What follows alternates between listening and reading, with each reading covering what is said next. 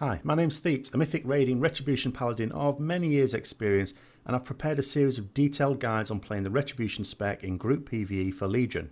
This particular video focuses on the options we have when developing the Ashbringer in detail so that you can be fully informed and make the best choice for your personal circumstances. As Legion rolls merrily on, some of my guides will inevitably become out of date and need replacing. I keep all of my relevant guides in the playlist linked to the top left.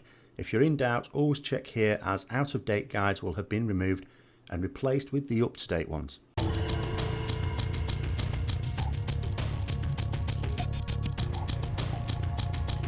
The first thing to point out is that I will assume that you are familiar with the way artifact weapons work in Legion. If not, then you might want to check out my artifacts guide, linked here, first. I covered the development of the Ashbringer a little in my Essentials guide, but I won't be assuming you've seen that to follow this video, though it is recommended. Now, when it comes to the Ashbringer, there are three main decisions to be made. 1. Which path to take when selecting traits.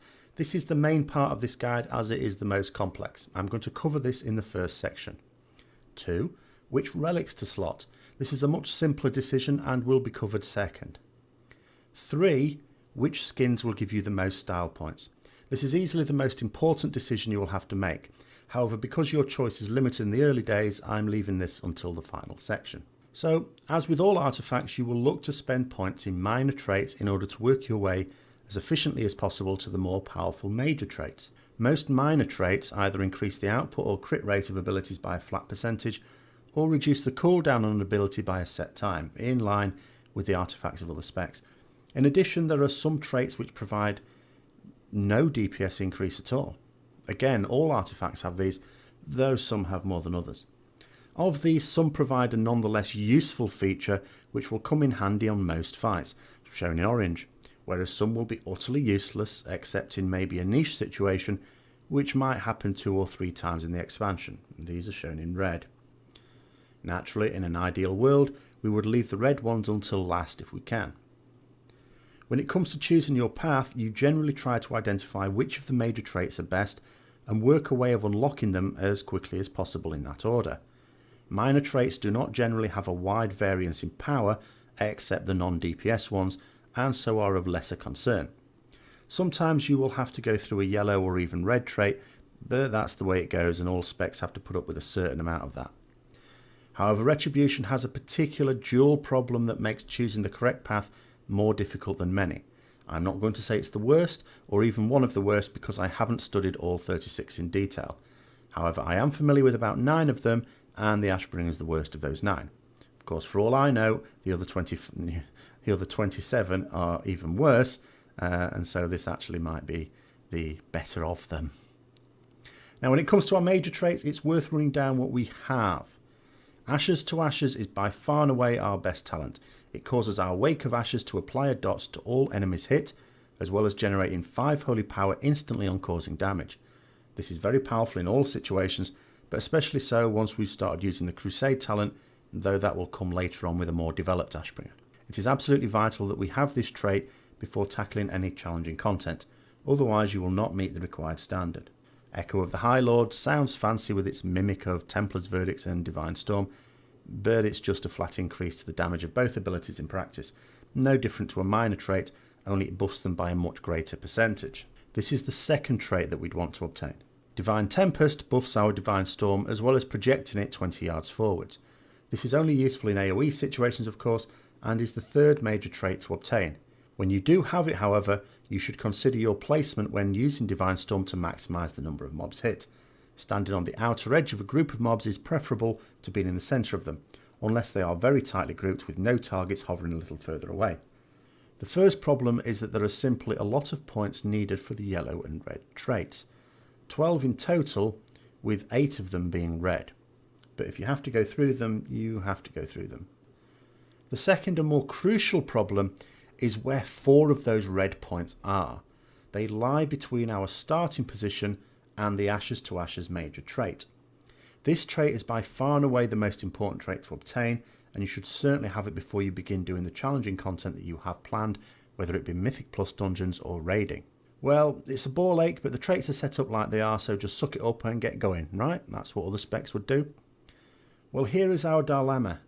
we don't actually need to place those 4 red trait points to get Ashes to Ashes.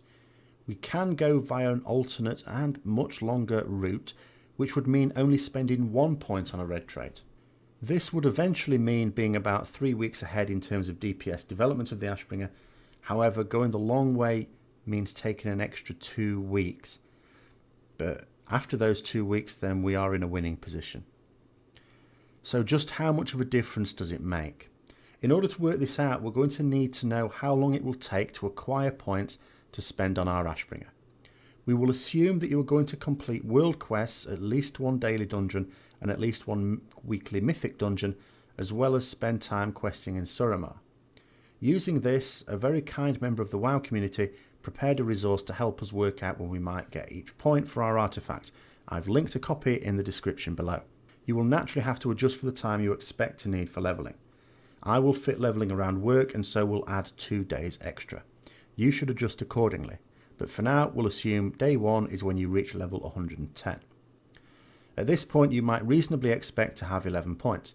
If you go straight to Ashes, it will look like this. I'm going to call this the quick route. If you go the longer way, it will look like this. Now I'm going to call this the delayed route. So to look at the difference in damage, I'm going to run a few types of simulation.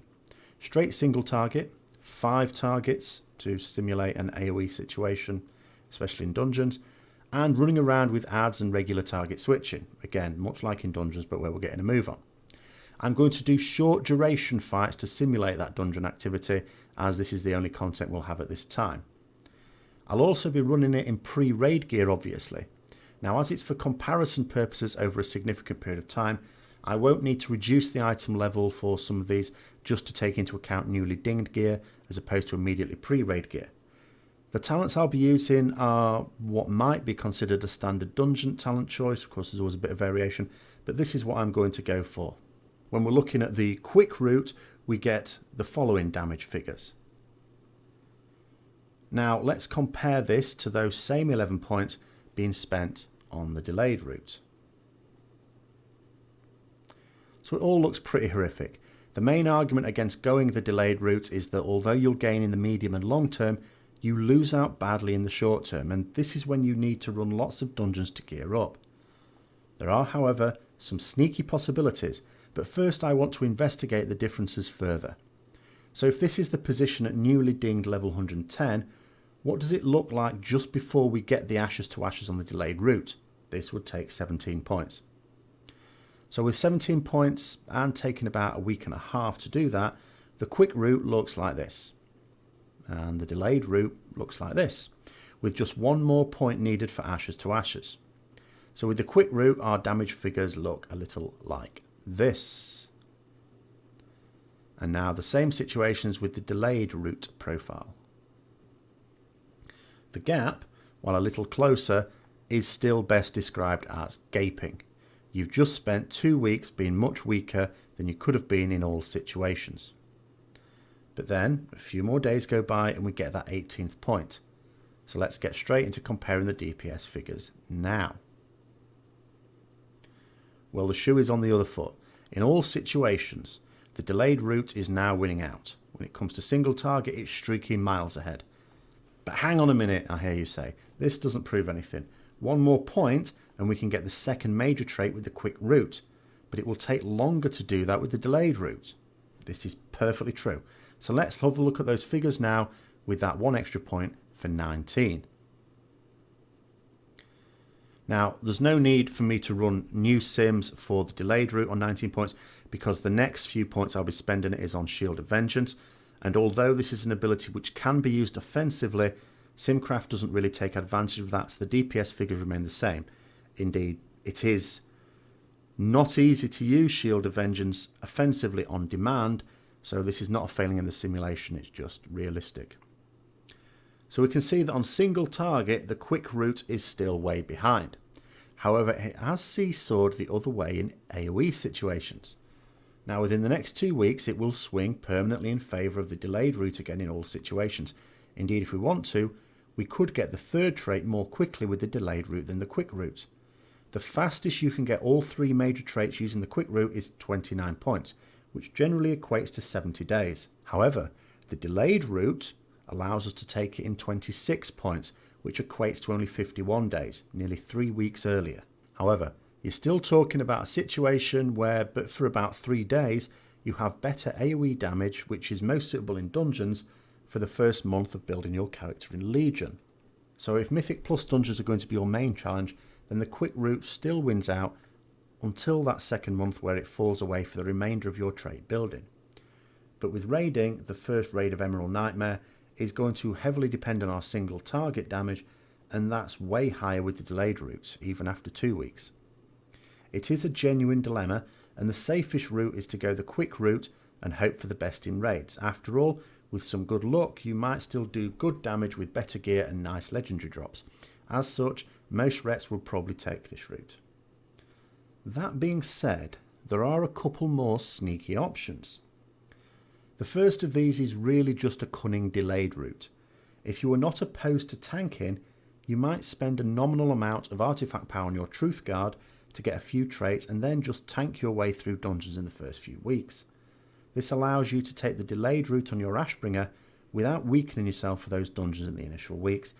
After 30 days of being level 110, the nightmare will be over and you will be up to scratch with your Ashbringer and doing more damage in all situations than if you'd gone the quick route. You are now in the winning position. Finally, there is an even more cunning plan. You can spend your first 9 points on obtaining Ashes to Ashes, the quick route. Then don't spend any more points. Keep assigning artifact power to your Ashbringer, of course, but don't actually spend any points.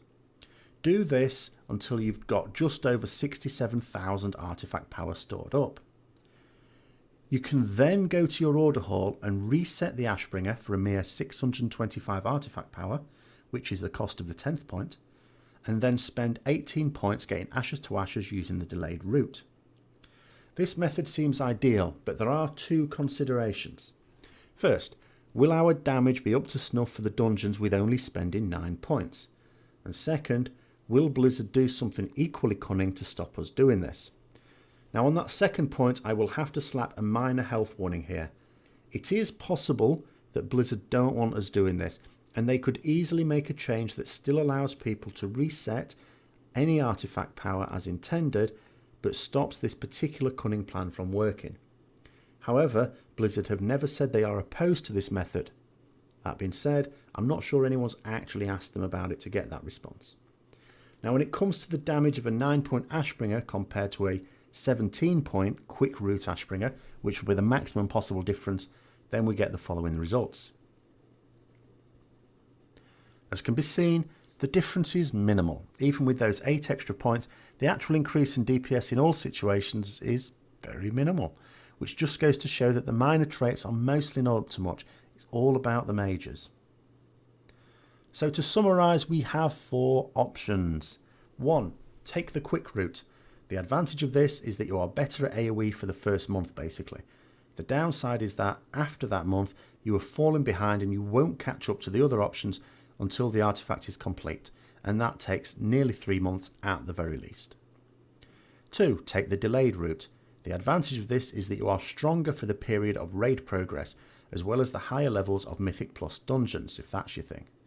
The downside is that you are very weak for 2 weeks, and although much better on single target, fall a little behind on AoE for a further 2 weeks, except for a 3-day spell where you win out. 3. Take the delayed route, but don't do dungeons as DPS, tank instead. The advantage of this is that you get the benefits of the delayed route without the downside during those initial few weeks of dungeons. The downsides are that you won't be able to develop the Truth Guard, your tanking artifact, very far. You might also not be a good tank, and not spending on your tanking weapons won't help you if you can't play efficiently. And 4. Spend 9 points on Ashes to Ashes and then don't spend any more until you have 67,000 saved up before resetting and going the delayed route. The advantage of this is that you get the benefits of strong DPS during the raid progress period without costing yourself or your group in dungeons, even in those first couple of weeks. The downside is that Blizzard haven't clearly stated that they're happy with this tactic, though they haven't said they aren't either, and could make a change to cock blockers almost immediately if they decided to. So those are the options and the explanations behind it. However, all 4 options have their place and it's ultimately up to you which is best. Okay, that sounds like it should be the end of the video, but there are actually a couple more things to talk about. Not to worry though, because these sections are much shorter. When it comes to relics, we want Holy and Fire. When choosing between 2 options, always go for the highest item level. Weapon DPS will do far more for you than a suitable trait. I showed in the previous section that minor traits don't really add a huge amount to your DPS. That being said, when you do have a choice of traits between relics of the same or almost the same item level, then some are better than others. Once the Ashbringer is well developed, and especially when we have points in Wrath of the Ashbringer, which increases the duration on our Avenging Wrath, we are likely to take the Crusade talent, at least for raid bosses. As such, relics with the Wrath of the Ashbringer trait will be especially useful as it increases the duration of what will be our most explosive periods of DPS. Most other traits will not be as impressive, but it goes without saying that a DPS increased trait will be more welcome than one that affects a non-DPS ability. The dreaded orange and red traits are best left alone if you get the option. Don't forget that if you intend to tank your way through the first few weeks of dungeons, you'll also need good relics for your Truth Guard. These weapons only have a holy relic in common, so you will need to think about which spec you accept holy level quest rewards as in order to maintain a good item level with whichever weapon you'll be using at the time. When it comes to the available skins, we have 4 types that can be readily seen in the Appearances tab, which may be seen by accessing the altar at Light's Hope Chapel. Each of these skins has 4 colour versions, usually based around 4 of the following 5 colours: red, yellow, green, blue and purple. Naturally you will want to coordinate, so I'd advise selecting suitable transmog sets for each colour now so that you'll be ready. For red, Horde Paladins may have the option of a Blood Knight themed transmog. Alliance may be able to cobble together something similar with either the Fireland set or perhaps Dark Iron Plate. For yellow, Lightbringer is the obvious choice, although the Judgment set also works well. For purple, you could do a lot worse than go for the Soulforge set, obtainable from the Darkmoon Fair if you didn't get the original set. Blue and green are probably best avoided and are not considered particularly stylish by me at this time. You can expect to complete all 4 colours of the main skin very early on, as can be seen from this recently dinged Paladin on the beta. The others require more advanced achievements, ranging from needing a few weeks to a few months. So as always, I hope you found this useful. If you did, don't forget to like, comment, subscribe and share, and until next time, I'll see you later.